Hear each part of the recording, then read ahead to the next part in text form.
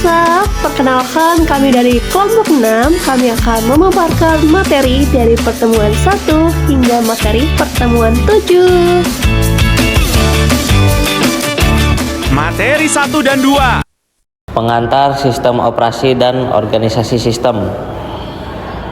Apa itu sistem operasi?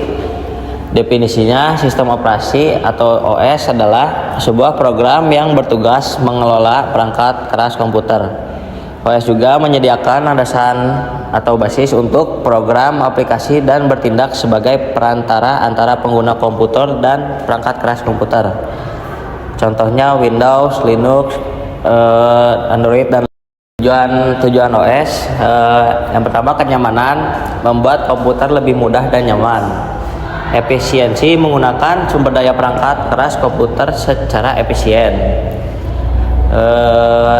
Keduanya mencapai keseimbangan dan kenyamanan dan efisiensi. Fungsi OS sebagai antarmuka interface antara pengguna dan perangkat keras, melakukan alokasi sumber daya CPU, memori, dan lain-lain, manajemen memori, keamanan proses, dan lain-lain. Berbagai tipe sistem operasi. Batch OS menjalankan batch pekerjaan satu persatu tanpa interaksi pengguna. Time sharing OS membagi waktu CPU antara banyak pengguna secara bersamaan. Network OS berjalan di server dan mengelola sumber daya sistem. Real time OS dirancang untuk merespon input dalam batas waktu yang sangat ketat. Multi-programming atau multi-processing atau multitasking OS. Bagian 2 ada organisasi sistem komputer. Operasi sistem komputer modern, struktur dasarnya, sistem komputer modern terdiri dari satu atau lebih CPU dalam sejumlah controller perangkat. Semua komponen ini terhubung melalui bus umum yang menyediakan akses memori bersama.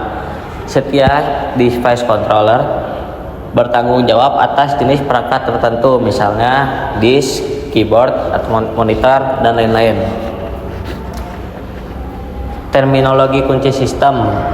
Bootstrap program. Program awal yang berjalan saat komputer dinyalakan atau booting. Disimpan di ROM, tugasnya adalah mencari, memuat, dan memulai eksekusi kernel sistem operasi. Interrupt atau interupsi, sinyal kejadian dari perangkat keras atau hardware dari ke CPU. Saat terinterupsi, CPU berhenti, menjalankan interrupt service rutin, lalu melanjutkan pekerjaannya. System call, sebuah interupsi yang dipicu oleh perangkat lunak atau software untuk meminta layanan dari sistem operasi, misal membaca file, membuat proses, dan lain-lain. Struktur penyimpanan, kecepatan versus ukuran. Penyimpanan diatur dalam hierarki berdasarkan kecepatan, biaya, dan ukuran. Di urutan paling atas, register dan cache sangat cepat, ukuran kecil, dan mahal. Yang di tengah atau memori, kecepatannya sedang, ukuran sedang, harganya juga sedang. Di paling bawah lambat, ukurannya sangat besar, murah per bitnya. Volatility atau sifat simpan penyimpanan juga dibedakan berdasarkan apakah datanya bertahan saat daya dimatikan. Volatil, kehilangan konten saat daya dihilangkan, contoh register, cache, main memory, atau RAM. Non volatil, menyimpan konten meskipun daya dihilangkan, contohnya SSD, optical disk, dan lain-lain. Terima kasih. Selanjutnya materi tentang komputer sistem arsitektur dan operasi sistem struktur. Yang pertama ada komputer sistem arsitektur. Materi ini membahas arsitektur sistem komputer berdasarkan jumlah prosesor dan bagaimana proses tersebut bekerja sama. Yang pertama ada single processor system. Sistem dengan satu CPU utama yang menjalankan instruksi general purpose. Tetap ada prosesor tambahan khusus untuk tugas tertentu seperti pengelolaan device.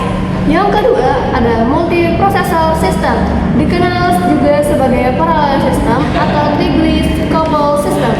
Punya dua atau lebih prosesor yang saling terhubung dan bisa share bus, clock memory dari perangkat lain. Keunggulan, coba meningkat, ekonomis, lebih murah dibandingkan beberapa single system dan sistem lebih reliable. Ada dua tipe utama. Yang pertama, symmetric multiprocessor atau SMP. Semua CPU bekerja setara, menjalankan tugas masing-masing. Yang kedua, ada asymmetric multiprocessing. Ada satu CPU master yang mengatur CPU lain yang berperan sebagai slave. Yang ketiga ada cluster system, menggabungkan beberapa komputer atau CPU untuk menyelesaikan pekerjaan lebih cepat atau mencapai hak availability. Kemudian, sistem ini bisa menjadi asimetris, satu mesin standby yang lain menjalankan aplikasi, kemudian simetris di mana semua mesin menjalankan aplikasi sambil saling memonitor. Yang kedua ada operating system struktur, multiprogramming atau multitasking. Multiprogramming tujuannya biar CPU enggak nganggur. iOS menyusun banyak job dalam memori sehingga CPU selalu punya pekerjaan. Cocok untuk meningkatkan pemanfaatan resource tapi minim interaksi langsung dengan user. Yang kedua ada time sharing atau multitasking. CPU bergantian menjalankan berbagai job dengan cepat sehingga seolah-olah semua job berjalan secara beriringan. Yang kedua, mendukung interaksi langsung dengan user, di mana sistem bisa dipakai oleh banyak pengguna sekaligus. Operating System struktur. Yang pertama ada User Operating System Interface, di mana ada dua cara utama user berinteraksi dengan OS. Yang pertama ada Command Line Interface atau CLI, yaitu user mengetik command langsung ke sistem. Contohnya di Linux pakai bash, bourne, shell, dan c-shell, dan lain-lain. Yang kedua ada Graphical User Interface, di mana user melakukan interaksi lewat tampilan grafis seperti Windows, macOS, Ubuntu, dan desktop. Kemudian ada System Calls, di mana System Calls adalah jembatan antara program dengan kernel US. Program pakai sistem call buat minta layanan US, misalnya baca file, buat proses, alokasi memori, dan lain-lain. Jenis-jenis sistem calls yang pertama ada proses control, contohnya ada create process, exit, wait, upload, dan allocate memory. Kedua ada file manipulation, contohnya create, delete, read, dan write. Yang ketiga ada device management, contohnya request device, read atau write device, dan attack. Yang ketiga ada information maintenance, yaitu git atau set time, cek status sistem, dan baca atribut. Yang terakhir ada communication, yaitu di mana send message, receive message, transfer data, dan attack remote.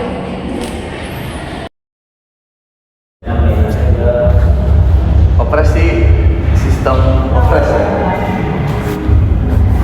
Dari pembahasan dua konsep inti, yang pertama ada virtual machine, yang kedua ada OS generation and system boot. Apa itu virtual machine? Konsep dasar, ide fundamental di balik virtual machine adalah untuk mengabstraksi perangkat keras dari satu komputer, CPU, memori, disk, dan lain-lain. Proses ini akan menciptakan beberapa lingkungan eksekusi yang berbeda. Pada akhirnya ini memberikan ilusi bahwa setiap lingkungan dieksekusi yang terpisah tersebut menjalankan komputernya sendiri secara pribadi. Nah, arsitektur non-virtual machine versus virtual machine. Perbandingan arsitektur yang non, proses berjalan langsung di atas kernel yang kemudian mengakses perangkat keras. Nah, yang B, dengan virtual machine, sebuah lapisan implementasi virtual machine atau hypervisor berada di antara perangkat keras dan beberapa kernel tamu. Setiap virtual machine 1, virtual machine 2, virtual machine 3 memiliki kernel dan prosesnya sendiri.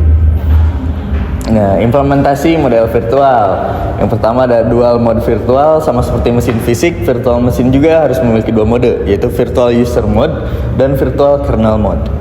Ada eksekusi fisik. Poin kuncinya kedua metode virtual tersebut, baik user maupun kernel, pada kenyataannya berjalan di dalam mode user fisik dari mesin induk. Nah, OS generation dan system boot. Bagaimana sistem operasi dikonfigurasi dan dimulai? Nah, 2. Operating System Generation atau sysgen. Sistem operasi modern dirancang untuk berjalan di berbagai mesin. Sysgen adalah proses untuk mengkonfigurasi OS agar sesuai dengan perangkat keras di komputer atau situs tertentu. Nah, apa aja sih CPU, apa yang akan digunakan, memori berapa banyak yang akan digunakan, atau yang tersedia, perangkat apa saja yang tersedia, misal disk, printer, dan lain-lain. Adapun opsi sistem operasi apa yang diinginkan. Nah, proses sistem boot. Yang pertama ada langkah 1, bootstrap loader. Bootstrap loader. Booting adalah prosedur menyalakan komputer dengan memuat kernel. Proses ini dimulai oleh program kecil yang disebut bootstrap program atau bootstrap loader. Nah, ada langkah 2, kernel dimuat. Setelah bootstrap loader dimuat dari ROM, dia akan mencari kernel di file OS. Sistem membuatnya ke memori RAM dan memulai eksekusinya. Baru pada titik inilah sistem dianggap running. Nah, mengapa bootstrap disimpan di ROM? Apa itu ROM? ROM adalah read only memory. Nah, keuntungan utamanya kondisi awal RAM berada dalam kondisi tidak diketahui saat startup, sedangkan ROM seperti EEPROM bersifat stabil dan non-volatil. Keamanan dan stabilitas ROM tidak memerlukan inisialisasi dan tidak dapat terinfeksi oleh virus komputer, menjadikannya tempat aman untuk memulai sistem.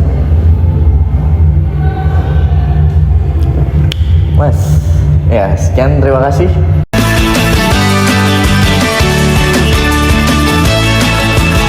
Oke, di sini saya akan menjelaskan tentang manajemen proses. Boleh? Yang pertama ada definisi proses dan thread. Definisi proses adalah program yang sedang dieksekusikan oleh CPU, contoh aplikasi seperti Word atau Browse. Untuk thread, bagian terkecil dari proses yang dapat dijalankan secara mandiri. Satu proses bisa memiliki banyak thread. Yang selanjutnya ada tujuan manajemen proses. Untuk tujuan multiprogramming, menjalankan beberapa proses secara bergantian tanpa saling menunggu. Untuk efisiensi, meningkatkan efisiensi menggunakan CPU agar selalu sibuk.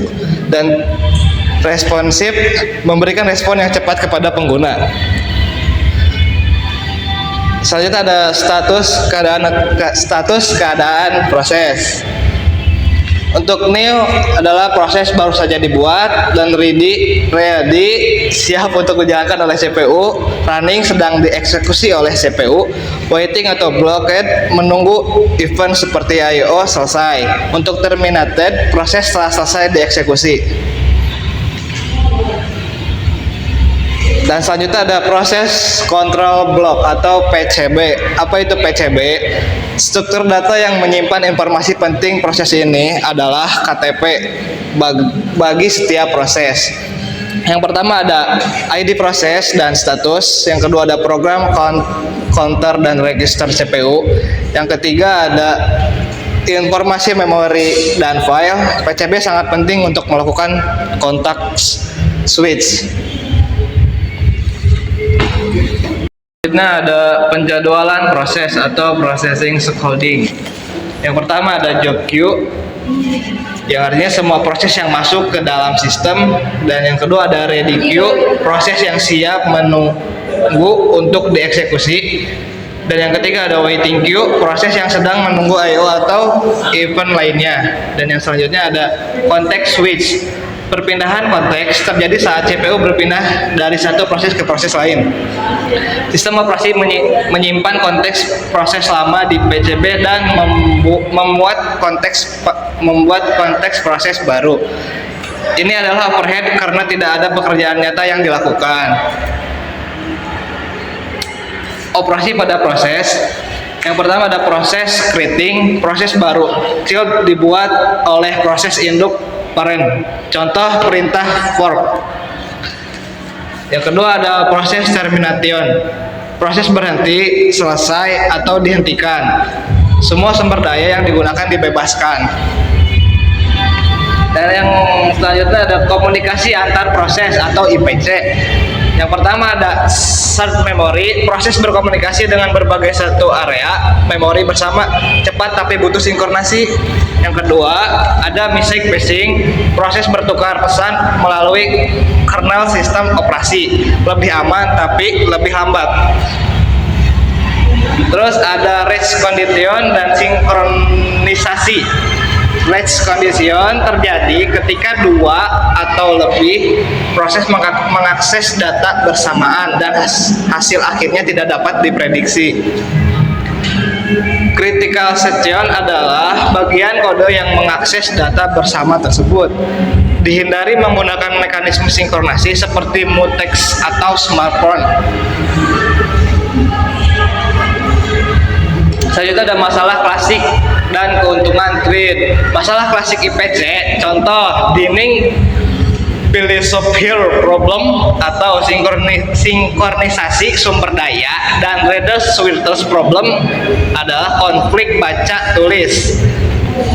Untuk keuntungan trade, memungkinkan paralelisme dalam satu proses, menghemat sumber daya karena berbagi memori dan lebih cepat dibuat. Terima kasih, sekian presentasi dari kelompok 6. Assalamualaikum